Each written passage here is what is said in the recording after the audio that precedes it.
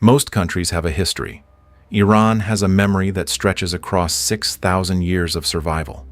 While headlines today speak of tensions, conflicts, and political uncertainty, the story of Iran did not begin with modern geopolitics, and it certainly will not end with it. Long before the modern world existed, before the idea of nations' borders or global powers, the land we now call Iran was already home to thriving civilizations, powerful empires, and cultures that shaped the course of human history. This is a place where cities rose from the desert thousands of years ago, where kings ruled over territories larger than anything the world had ever seen, and where conquerors from Alexander the Great to the Mongols marched in believing they could erase what came before them. And yet, every time the dust settled, Iran was still there.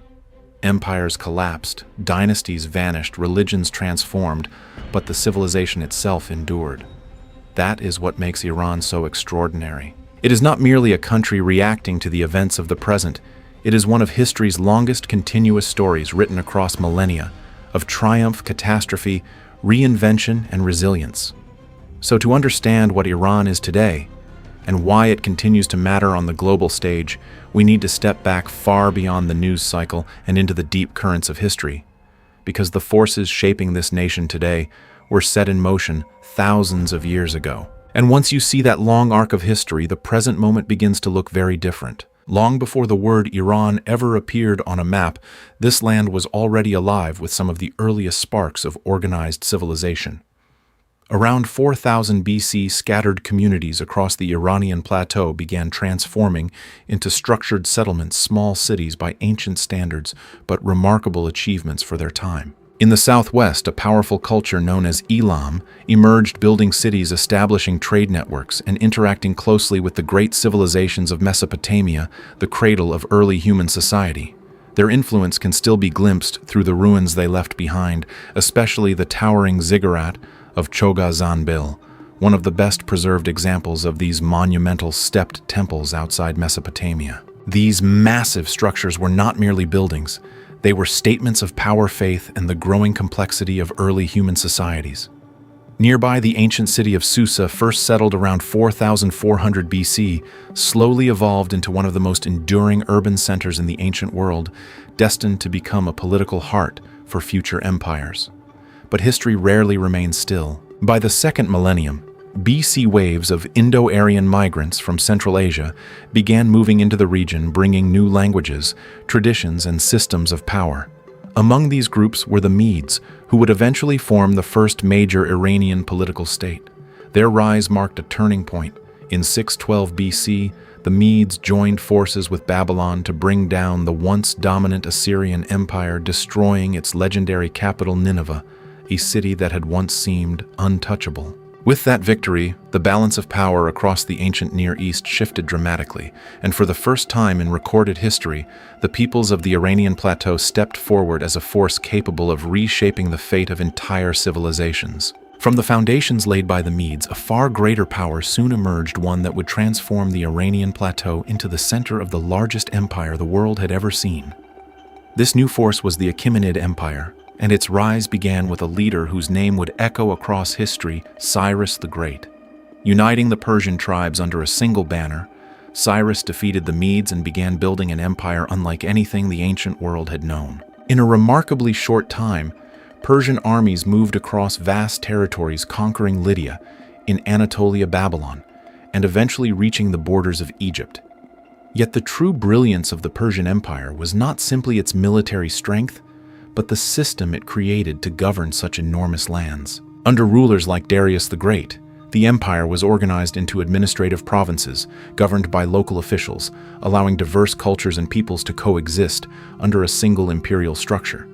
Roads were built across thousands of kilometers, most famously, the Royal Road stretching from Susa to Sardis, enabling communication and trade to move across the empire with astonishing speed for the ancient world. Monumental cities such as Persepolis rose from the landscape as symbols of imperial authority, where delegations from distant lands arrived bearing tribute to the Persian king. For a moment in history, Persia stood at the center of the known world, a superpower whose influence stretched across continents. But power on such a scale inevitably brings rivalry. Tensions with the independent Greek city-states eventually erupted into the Greco-Persian Wars, a clash between two very different visions of power. Persian armies pushed deep into mainland Greece and for a time seemed unstoppable, yet the tides of war shifted after decisive Greek victories at Salamis and Plataea. Though the empire remained vast and formidable, the seeds of future conflict had been planted, and history was preparing the stage for an even greater confrontation yet to come. The fall of the Achaemenid Empire did not come from slow decline, but from the lightning advance of a single, unstoppable force. In the late 4th century BC, Alexander the Great marched east with an army driven by ambition and legend. When his forces defeated the Persian king Darius III, the empire that had dominated the ancient world for 2 centuries collapsed with astonishing speed. Yet even as Alexander claimed victory, the deeper story of Iran was far from finished. After his sudden death, the empire he created fractured almost immediately, and control of Persia passed to one of his generals who established the Seleucid Empire, a Hellenistic state that attempted to fuse Greek and Persian traditions. But foreign rule rarely remains unchallenged for long.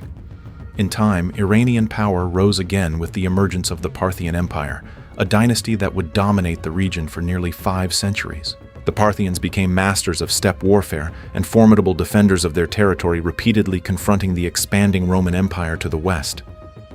For generations, the frontier between Rome and Parthia became one of the most contested borders in the ancient world, a tense geopolitical rivalry that resembled an early form of a Cold War where neither side could fully destroy the other.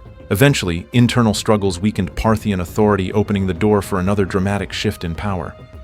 In 224 AD, a new leader named Ardashir I overthrew the Parthian rulers and founded the Sassanian Empire, restoring centralized Iranian rule.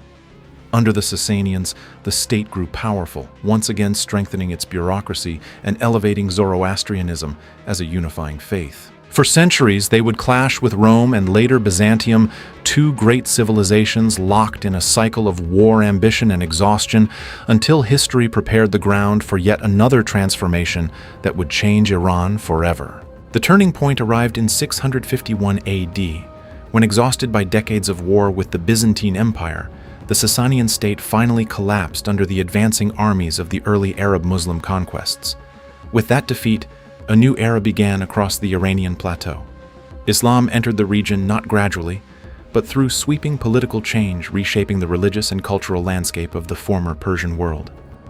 At first, the transformation appeared overwhelming. Arabic became the dominant language of administration and scholarship, and the old imperial structures of the Sassanians faded into history. Yet beneath the surface, something more complex was unfolding. Iranian society did not simply dissolve into the new order. Instead, it adapted, absorbed, and slowly reshaped the civilization around it. Over the next several centuries, the majority of the population embraced Islam, with the proportion of Muslims rising dramatically from roughly 40% in the 9th century to nearly 90% by the 11th. But conversion did not erase Persian identity. Rather, Persian language, literature, and intellectual traditions began to flourish once again in what historians often describe as the Iranian intermezzo. During this period, local dynasties emerged across the region, reclaiming influence while still acknowledging the broader Islamic political framework that surrounded them. Courts filled with Persian poets, scholars, and administrators who revived cultural traditions that had deep roots stretching back long before the arrival of Islam. Gradually, Persian culture became one of the great engines of the Islamic world, shaping court life, literature, and governance far beyond Iran itself. What began as conquest slowly evolved into something far more enduring, a fusion of civilizations where the Persian cultural legacy not only survived, but profoundly influenced the Islamic societies that grew across the Middle East and Central Asia. In the early 13th century, another storm of history swept across Iran, one far more destructive than anything the region had faced in centuries. From the vast grasslands of Central Asia came the armies of Genghis Khan, moving with terrifying speed and discipline across the known world. When the Mongol invasion reached the Iranian plateau, entire cities that had flourished for generations were reduced to ashes. Centers of learning and trade such as Bukhara, Nishapur, and Herat were devastated, their populations massacred in waves of violence that shocked even hardened chroniclers of the age. For many observers, it seemed as though centuries of Persian civilization were being erased in a single generation. The catastrophe deepened in 1258 when Mongol forces captured Baghdad, bringing an end to the once powerful Abbasid Caliphate and sending shockwaves throughout the Islamic world. Yet even in the aftermath of such destruction, Iran once again revealed a remarkable capacity for survival. Under the Mongol Ilkhanate, the conquerors gradually adopted many of the traditions of the lands they ruled.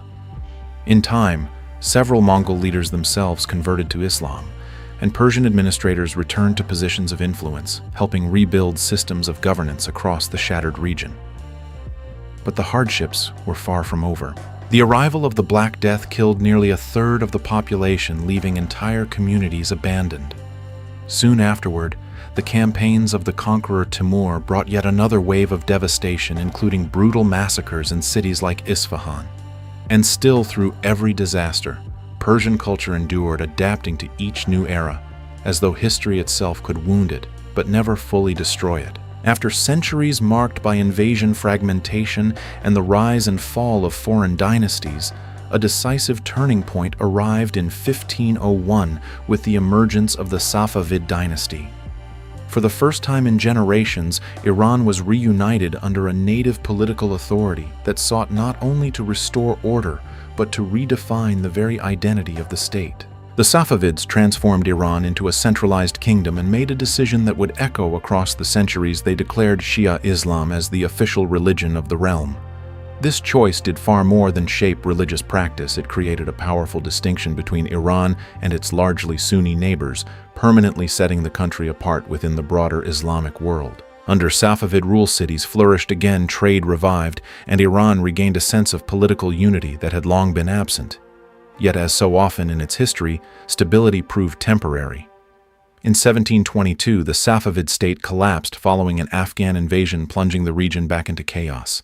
Out of that turmoil rose Nader Shah, a brilliant but ruthless military commander often compared to figures like Napoleon or Alexander the Great. Through relentless campaigns, he rebuilt Iranian power and expanded his empire dramatically, even marching into Delhi and seizing immense wealth. But such conquests came at a heavy cost. Continuous warfare drained Iran's economy and left the country vulnerable once again after Nader Shah's assassination. The subsequent Qajar dynasty struggled to maintain control in a rapidly changing world dominated by expanding European empires. Russia seized territories in the Caucasus, while Britain extended its influence into southern Iran to protect strategic routes to India. Pressured from outside and strained within, Iran entered the modern age amid uncertainty. By the early 20th century, rising frustration among intellectuals, merchants, and reformers erupted into the constitutional revolution, establishing a parliament and planting the first seeds of modern political transformation in Iran. The modern chapter of Iran's history began in 1921 when a military officer named Reza Shah rose to power and soon established the Pahlavi dynasty, determined to reshape the country for a new era. His vision was bold and transformative. Railways stretched across the landscape, new institutions emerged, and the state pursued rapid modernization intended to propel Iran into the ranks of contemporary nations. Yet this transformation carried a heavy cost. Power was centralized in the hands of the ruler, and political freedoms were sharply limited.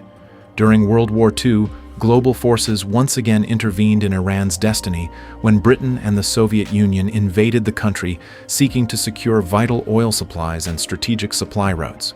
Reza Shah was forced to abdicate, and his son Mohammad Reza Shah assumed the throne. For a time, Iran stood at the crossroads of modernization and geopolitical tension. In 1951, Prime Minister Mohammad Mossadegh made a dramatic move by nationalizing the Iranian oil industry, challenging the control long held by foreign powers.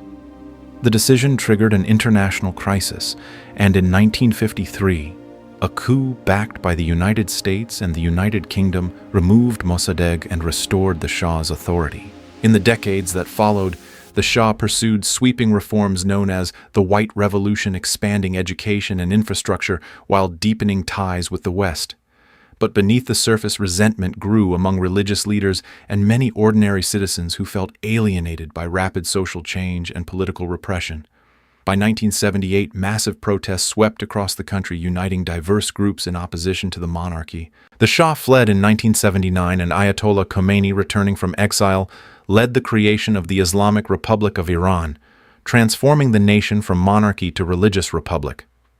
Soon after, the country was plunged into the devastating Iran-Iraq War, an 8-year conflict that claimed roughly 500,000 lives and left deep scars on Iranian society. Even today, Iran remains a nation shaped by this turbulent legacy, navigating internal pressures and global tensions while carrying the weight of one of the longest and most complex histories on Earth.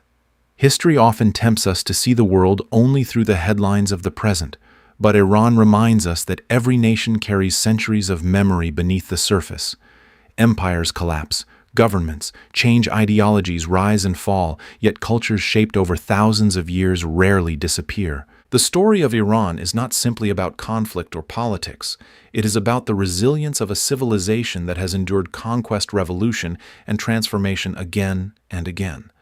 For viewers today, especially in a world that moves faster than ever, there is an important lesson here. Understanding history does not excuse the problems of the present, but it helps us see them with greater clarity and humility. The deeper we look into the past, the harder it becomes to reduce entire nations to simple narratives. And if this journey through history helped you see the world a little differently, take a moment to like the video, share it with someone who loves history, and subscribe for more stories that explore the forces shaping our world today.